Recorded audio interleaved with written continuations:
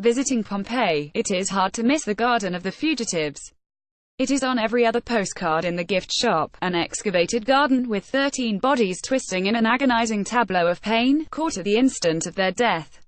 They are frozen in history and separated from the onlooker by a glass wall and museum labels, a human moment presented with the cold distance of an archaeological exhibit.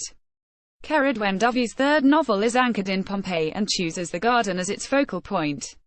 She tells the story of two characters, Royce and Vita, their rejections by their individual loves and attempts to find meaning after death. It touches on weighty themes: guilt, depression, repressed duality. But, frustratingly, it too adopts this cold, archaeological gaze, pitched throughout it, an odd emotional remove from the characters and the action it narrates. Royce and Vita narrate their own histories over the course of an email correspondence, creating an awkward epistolary novel. The action is set decidedly in the past. Royce's story goes back nearly 50 years, telling of Pompeii's excavations in the 1970s, while Vita rewinds 20 years, also to tell of when she was an undergraduate studying film.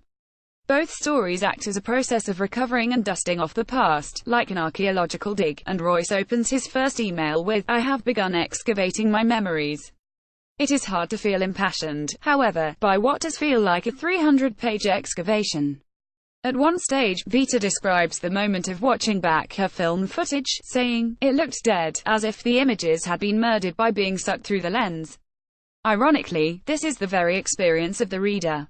Early on, Vita states, "My parents have passed away, cancer, heartbreak."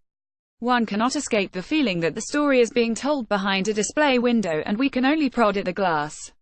But the novel is not without flashes of interest. There is a palpable excitement about Pompeii, which is affecting. Royce provides an exact, technical description of the survival of ancient flora, packed tightly around with volcanic lapilli. And the greatest moment in the book comes from Charles Dickens, wandering around the site in the 19th century, seeing in the ancient city little familiar tokens of human habitation and everyday pursuits, the chafing of the bucket rope in the stone rim of the exhausted well. Here is writing enchanted with its details, fundamentally empathetic and immersed in its subject.